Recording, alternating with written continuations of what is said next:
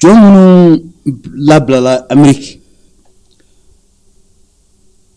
U bilalen tile fila kɔfɛ u segira kana ka taara u mettre ninnu ma. O ku bɔra jɔnya la. Ku bɔra jɔnya na u y'u bila ku ka taa. Mais kɔfɛ u nana ka taara mettre ninnu ma fana tuguni. Jɔnya ka di yɛrɛ ye quoi. Jɔnya u ma se k'a faamuya parce que a tu hakili la k'a fɔ k'u bɛna bila ka bɔ jɔnya na. I ka kuma latigɛ tɛ parce que ɲininkali fɛ an ye jɔn dɔw fana ɲininka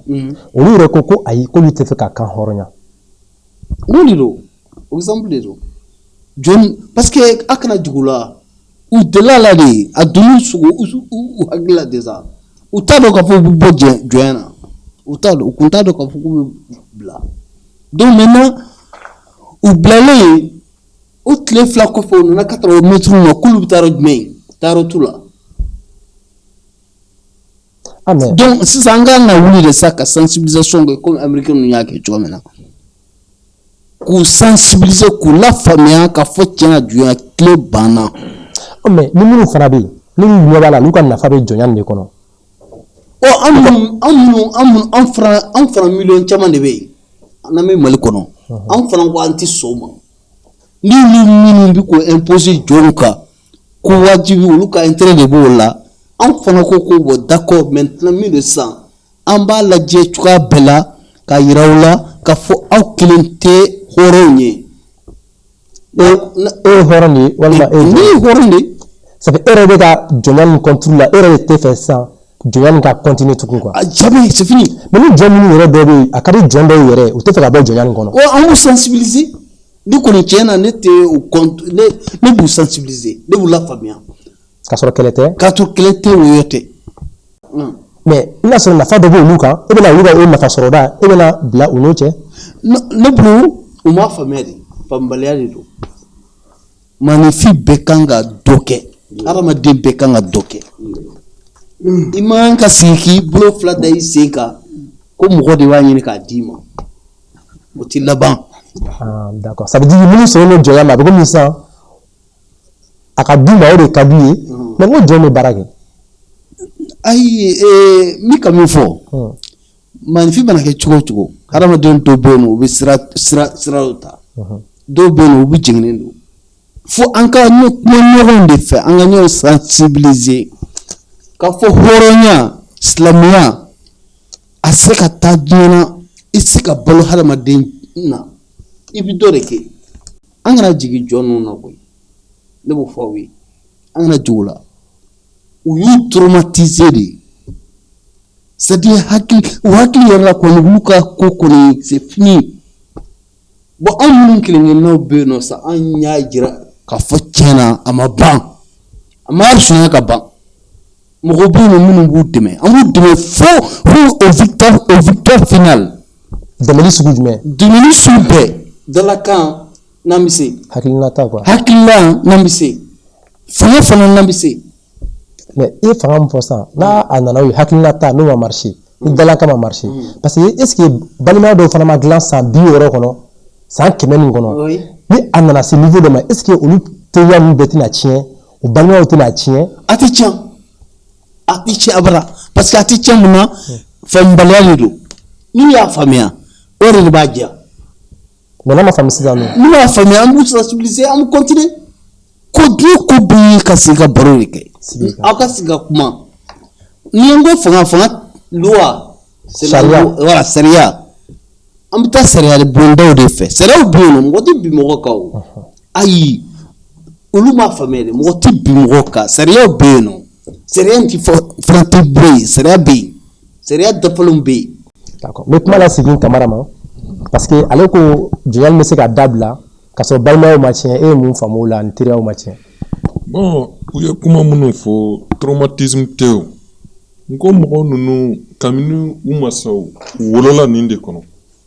u fa wolola nin de kɔnɔ dugu yɛrɛ sigira nin de kɔnɔ u tɛ se ka dabila tile kelen ka wuli k'i jɔ k'i tɛ nin kɛ ka sɔrɔ dugu jɔra nin de kan a tɛ se ka kɛ o problème bɛ yen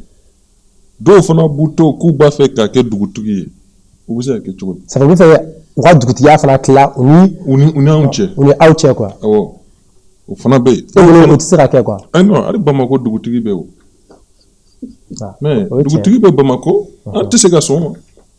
ni an bɛ dugu minnu kɔnɔ an mɔkɛ de ninnu jɔ. donc n'olu nana olu yɛrɛ d'ailleurs même an b'a fɔ minnu ma dunanw don u nana sigi an kɔnɔ de. u nana sigi an kɔnɔ de. mais jɔn tɛ alors aw ɲɛ kɛlɛ la ou bien aw sɔrɔ cogo di. non an m'u minɛ kɛlɛ la dɛ. mun de y'a ka jɔn ye sisan. par exemple ni nana an fɛ. an t'i bɔ yɔrɔ dɔn e nana ye dunan de. ni nana an bɛ jɔnmuso ta ka d'i ma. n'an ye jɔnmuso d'i ma n'a wolola. aw bɛ den minnu wolo olu ye jɔnw de. jɔnya trafiqué len don. non trafic tɛ o jɔnya bɛ kuranna kɔnɔ. a bɛ kuranna kɔnɔ. kuranɛ nin kumana kuranɛ jɔnya min kan o ye a ye kɛlɛ kɛ siya fila walima dugu fila ye kɛlɛ kɛ e ka kɛlɛkɛminɛn banna walima i dɛsɛra i kɛlɛkɛɲɔgɔn a bɛ se k'i faga parce que e fana b'a ɲini k'ale faga de mais i ko sisan ne tɛ fɛ i ka sara n'i bɛ se ka minɛ ka kɛ jɔn a bɛ fɔ o ma jɔnya authentique c'est-à-dire cɛ siranna saya de ɲa a ko n bɛ baara kɛ saya place la o bɛ faamu o waati kɔnɔ a bɛ faamu a dɔn kɔnɔ a bɛ faamu alors bi jɔnya fila bɛ Mali la k'a fara nin jɔnya nin kan minnu tɛ tiɲɛ ye komi nin bɔra ka fɔ cogoya min na mɔgɔ tɔw y'o jɔnya o ye mun ye komi surakaw y'a métier kɛ u fɛ yen ka na an fɛ cogoya min na k'i ka so siri ka wuli ka taa village dɔ la k'a ye denmisɛnnin ni musow bɛ kungo kɔnɔ ka taa u minɛ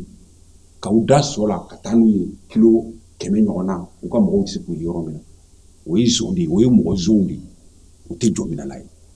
o jɔnya tɛ tiɲɛ jɔnya ye o jɔnya ma daga kuranɛ kɔnɔ hɔrɔnya ma sɔn a ma danbe ma sɔn a ma parce que i taara mɔgɔw sunya de i m'a minɛ jɔnya la o ye kelen ye filanan i filɛ ka min fɔ sisan marakaw fɛ yen e mana taga hali baara ɲini na ye c'est à dire i taara baarako de la i ma taa musoko la mais u t'i bɔ yɔrɔ dɔn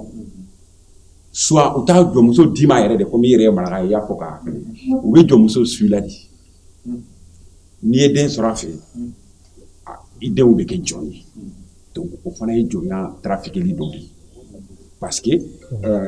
c'est à dire jɔnya fɔra de n'i ye mɔgɔ minɛ kɛlɛ la ɲaguwa a ko n to yen i kana n faga n kɛ jɔn ye mais n'i y'a nɛgɛ ka jɔnmuso d'a ma a ye den min sɔrɔ k'o ka kɛ jɔn ye k'a sɔrɔ cɛ ye hɔrɔn ye a bɛ komi i ye jɔnya nin yɛrɛ trafiqué donc an bɛ kuma jɔnya légitimité kan fɔlɔ pour que marakaw k'a faamu aw marakaw c'est pas parce que ne bɛ maraka contre la parce que ne yɛrɛ ye maraka de ye m'o de fɔ n ko maraka siya fɔlɔ de ye ne ye parce que Touré marakakan in de don Touré ye quoi voilà mais pour que an k'a faamu k'a fɔ ko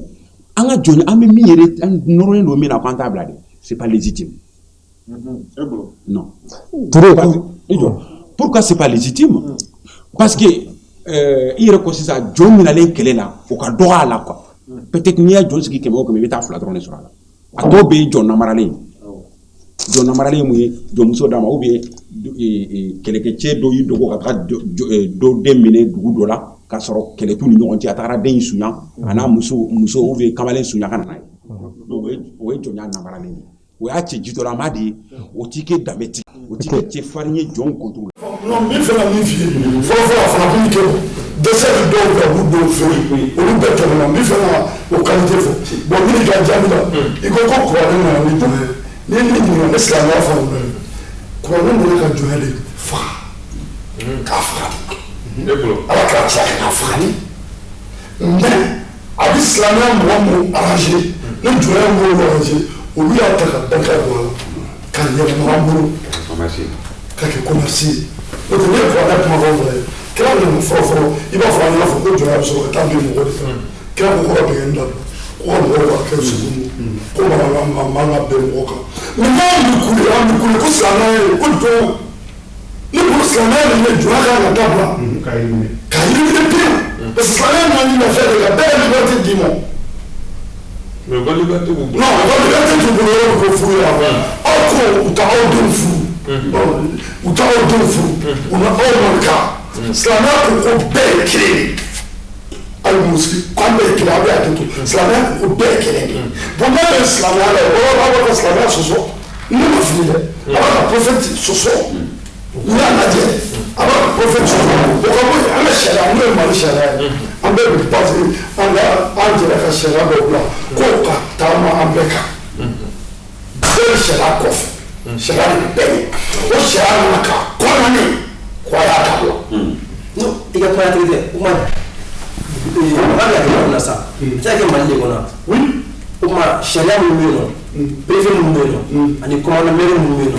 ani an ka député minnu bɛ yen nɔ bon olu tun ma se ka kuma nin ko kan. n bɛ fɛ k'i jaabi la. ɲininkali de don. Mali sariya ko o ma tɛ n'o fɔ ɲɔgɔn ye Mali sariya bɛ a bɛɛ ye est ce que a bɛ waleya seli min ye bagan sariya min Mali la seli min ye o bɛ taa cɛ u ko k'u ye wari fara ɲɔgɔn kan yan ko ka jɔn k'a fara ɲɔgɔn kan jɔn dɔw minɛ k'u datugu bon ne tila k'a ye tuguni ko Mali sariya ko ko jɔnya tɛ yen mais ne tɛ se ka faamu quoi. ne ma sɔn i ka kuma o ma. oui ne ma wuli n tila ka d'i ma i ma sɔn yɔrɔ min ma i b'o fɔ mais ni ɲininka ko k'u ye wari fara ɲɔgɔn kan parce que jɔn minnu ye cɛ minnu ye bɛɛ u ye wari fara ɲɔgɔn kan k'u minɛ k'u datugu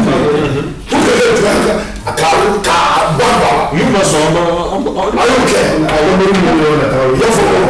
mɔdi tɛ se ko bɛɛ la mɔdi ma sɔn mɔdi mɔgɔ wɛrɛ bɛna seli kɛ an ye mɔdi ko. ça fait ça aw ko ye sisan fɛn fɛn bɛ se ka jɔnw to aw bolo o kɛ a mana kɛ sira cɛ.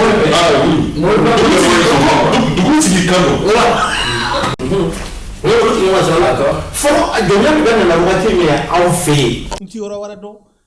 Mali ni Mauritanie ni Sénégal ni Gambie Guinée Bissau jɔnya bɛ nin bɛɛ lajɛlen na Afrique de l'Ouest kɔnɔ a b'a bɛɛ la presque ni bɛ kuma yɔrɔ min kan ne bangena jamana min kɔnɔ n'o ye Karita ye ala de y'a kuma fɔ Karita ye dugu kelen de ye jamana kelen de don parce que an bɛɛ bɛ nata kelen kan mais administration nana ka Karita diviser k'a kɛ Karita binnen ni Karita kule ye n'o ye Jɛma mara ni Keita mara ye mais an bɛɛ de ye tabiya kelen ye sara foyi t'a la mais jɔn jumɛn bɛ yen Mali kɔnɔ bi a ka dɔgɔ k'a fɔ jɔn ti min na. jamu bɛ jɔn bɛ jamu bɛ. a 90% tɛ se k'a fɔ k'a bɛɛ est-ce que jamu dɔ fɔlen na an ka dugu yɛrɛ la sisan minnu ye jɔn ye jamu ye. non jamu tɛ an ka dugu la jɔn tɛ min na ne ye Fofana ye an ye dugutigilakaw ye jɔn b'a la. Fofana wolo. o bɛ sɔrɔ cogo min na comme o bɛ sɔrɔ cogo voilà o bɛ sɔrɔ cogo min na comme n balimakɛ Kamara y'a fɔ cogo min ne ye Fofana ye jɔn bɛ yen parce que aw ka laada la Karita kɔnɔ ye ko jɔn cɛtigi ti jɔntigi ye jɔnmusotigi de ye jɔntigi ye tɔrɔ n'i y'i kuma de faamu jɔnkɛtigi o ti jɔntigi ye mais jɔnmusotigi de ye jɔntigi ye très bien parce que ni e jɔnmuso ni mɔgɔ min taara furusiri k'a to i ka du kɔnɔ n'a ye den sɔrɔ a ba e de ka du kɔnɔ ye a bɛ e de ka jɔnya kɔnɔ.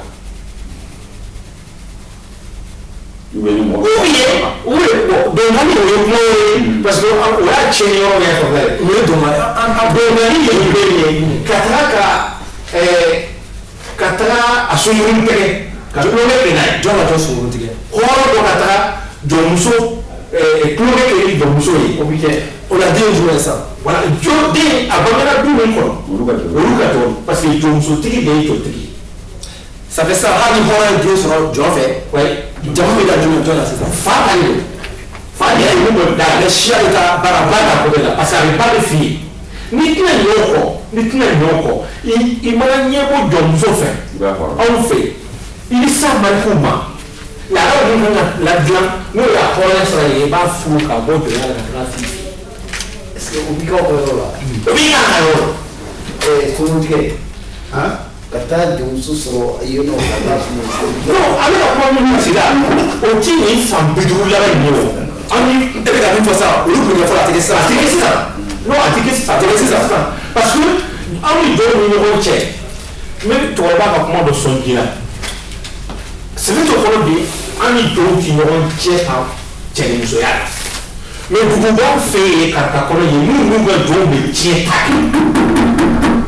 parce que a bɛɛ ye du kelen mɔgɔ ye a bɛɛ ye du kelen mɔgɔ ye jɔnw don o ye jɔnya in bɔ la pewu u bɛ tiɲɛ ta ɲɔgɔn fɛ hɔrɔnkɛ bɛ se ka sa ka a muso to yen u b'a di jɔncɛ ma donc jamu de bɛ se ka o bɔ ɲɔgɔn na sinon c'est à dire que différence t'u ni ɲɔgɔn cɛ i t'u différence yɛrɛ dɔn i ni mɔgɔ min sera ka ɲɔgɔn cɛ ta kɔni n'a kɛra différence t'o la dɛ voilà bon donc ne fana ko dugu dɔ a tɛ ne bana dugu min na a tɛ yen mais an ka dɔgɔ bɛ diɲɛ ɲɔgɔn ta cɛ la cogo di c'est vrai que yɛrɛ kɔnɔ jɔn i ni jɔnw bɛ ɲɔgɔn cɛ ta bolofɛnw bɛ ni bɔrankɛ sara sisan jɔncɛ min b'a kɔ kabila kɔnɔ o kabila kɔnɔ kɔrɔlenjɔgɔw de bɛ yen jɔnko t'o la finako t'o la min n'i ka kɔrɔ ni min ye olu bɛ ɲɔgɔn wele i kɔrɔ ni dɔgɔ la donc ni e dɔgɔ min dalen don hɔrɔnkɛ kan n'o o hɔrɔnkɛ in taɲana k'a muso to yen u bɛ jɔncɛ wele ka n'a ka bolofɛn bɛɛ dan tigɛ i kɔrɔkɛ banna a tiɲɛ filɛ donc e de sago b'a la sisan a muso n'a bolofɛn bɛɛ lajɛlen na a kan ka la cogo min b'a la. donc dugutigi yala olu ka jɔnya mara bɛ cogo min na parce que olu ye kakɔlɔ ye olu ka jɔnya mara bɛ cogo min na ani aw ta est-ce que kelen don.